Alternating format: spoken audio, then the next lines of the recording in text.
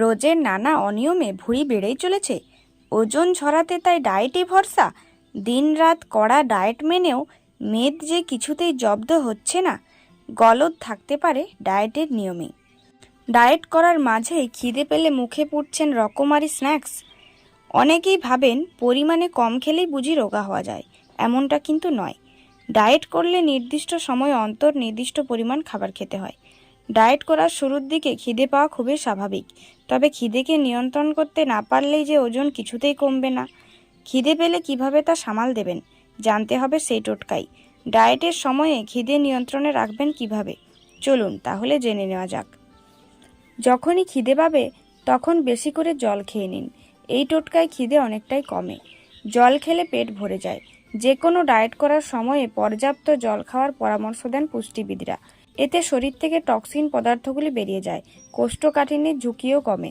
চাইলে বারে বারে ডিটক্স ওয়াটারও চুমুক দিতে পারেন। ডায়েট করার সময় বেশি করে ফাইবার জাতীয় খাবার রাখতে পারেন খাদ্য তালিকায়।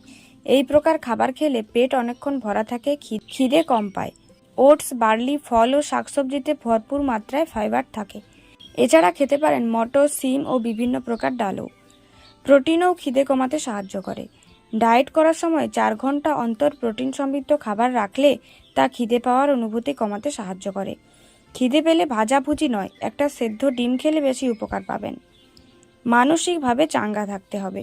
ডায়েট শুরু করলে অনেকেই মানসিকভাবে ভেঙে পড়েন, ফলে শরীরে কর্টিজল নামক স্ট্রেস হরমোনের ক্ষরণ বেড়ে যায়।